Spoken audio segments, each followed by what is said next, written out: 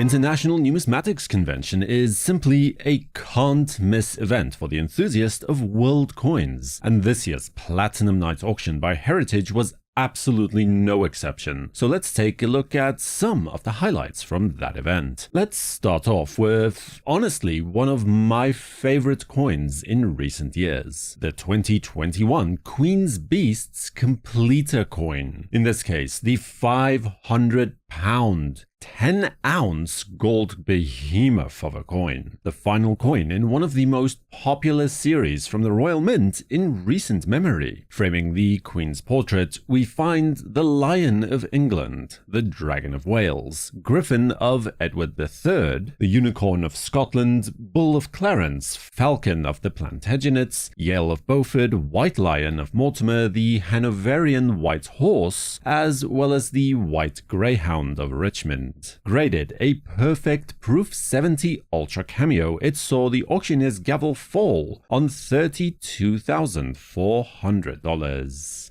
And then we head to South Africa for one of the first regular issue annual coins to be minted for general circulation in that country, the 1892 gold half pond. But this is in fact a rare design variety. You see, the dies for this coin were produced on a contract basis in Germany. As such, the small ox wagon on the front of the coat of arms follows the European model where the double shaft is attached in front of the wagon. But of course, the coins were intended for use in South Africa, so where the African model only has a single shaft in front of the wagon, and thusly the single and double shaft varieties were born. This mistake was very soon rectified for the remainder of the series, but not before around 20 to 25 of these coins were struck. Created by NGC as Proof 64 Cameo, it sold at auction for $37,200. And from there, we look at a pair of British coronation medals, both examples engraved by Benedetto Pestrucci. The first is in honor of Queen Victoria, depicting the 19-year-old queen at the time of her coronation in 1838. With the iconic British lion at her back, she is holding the scepter and orb while the mythological three graces present her with the crown. Graded as PCGS SP64, it sold at auction for $36,000. Following that, we also see a gold coronation medal for George IV. Now, according to legend, George IV himself was in fact very deeply dissatisfied with the overall design of the medal, and could not stand in particular the appearance of his bust on the obverse design. And this might have been at the root of Pestrucci's fall from grace at the Royal Mint, some sources claim. The iconography on the reverse, however, is unmistakable. George is seated while Victory is crowning him. Looking on are allegorical representations of Great Britain, denoted by the details on their Corinthian helms, the English rose, Scottish thistle, and Irish shamrock. Graded by NGC as Proof 63 Ultra Cameo, this contentious medal was sold at auction for $37,200. A testament to the pure talent of Royal Mint chief engraver William Wyon is the fact that no less than two of his most famous coins are included on this list. The first is the ever-popular, intricately designed and flawlessly executed 1847 Gothic crown, a very epitome of mid-19th century Gothic-inspired Victorian design aesthetic, immortalized in a 5-shilling silver round. The current example was graded by NGC as Proof 63 Ultra Cameo, and at auction it managed to raise $132,000.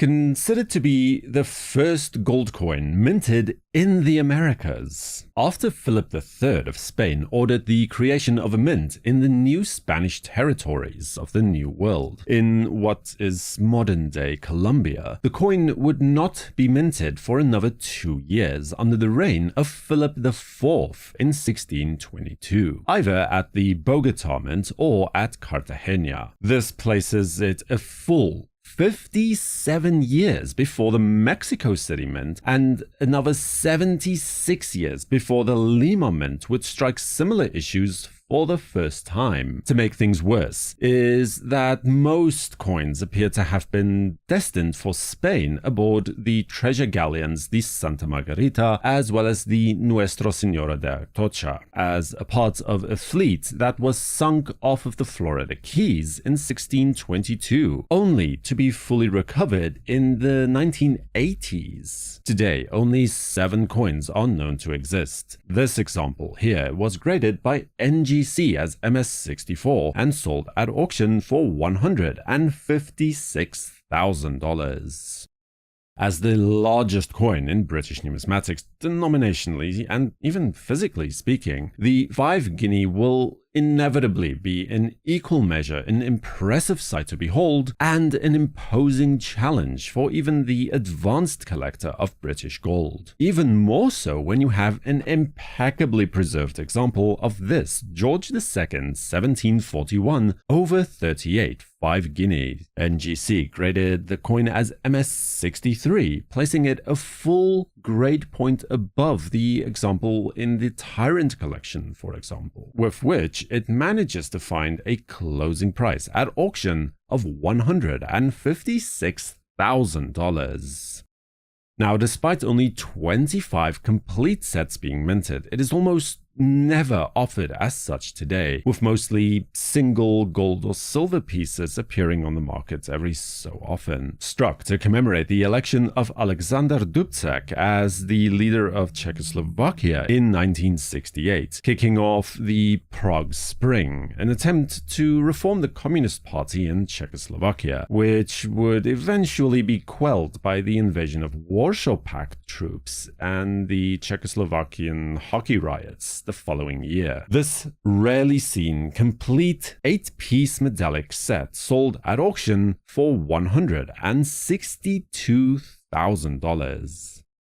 It is purely astonishing to think that a field of study as saturated as the Spanish 8 reales, especially the colonial pillar dollars, can still unearth something completely new and unknown to this day. And that is exactly what this coin represents: an underweight 1786 8 reales minted for the captaincy of Venezuela as a part of the scheme to withdraw the older style cob coins from circulation. The scheme was very quickly abandoned though, and nearly entirely forgotten until an underweight 2 reales coin was discovered in the collection of the ANS in 2006, graded by NGC as AU58 star. This unlikely survivor sold at auction for $163,000.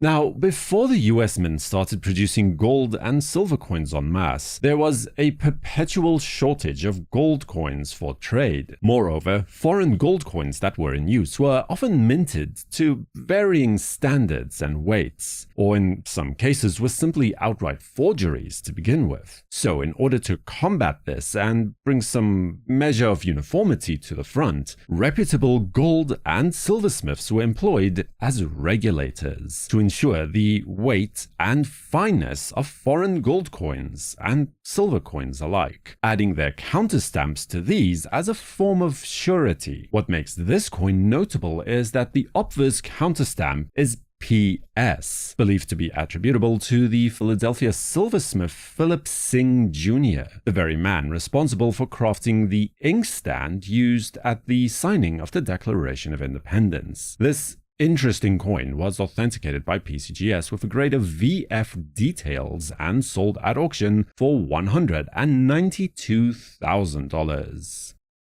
following the deposition of Queen Isabella II in the Spanish Revolution. Amadeo I was then installed as the new king. But these were troubling times for Spain and especially its rulers, with growing calls to abolish the monarchy altogether, growing louder nearly every day, being embroiled in the 10 Years' War and of course the Carlist Rebellion, all adding up to his decision to abdicate the throne in little over 2 years after being crowned. There was, as a result, understandably rather little time to strike grandiose gold coins in his honor. Only an estimated 25 of these 1871 100 pesetas were struck, and today it's estimated that perhaps 6 to 8 of those are left surviving. We see here what is believed to be the finest known example at a grade of PCGS SP63. It sold at auction for $240,000.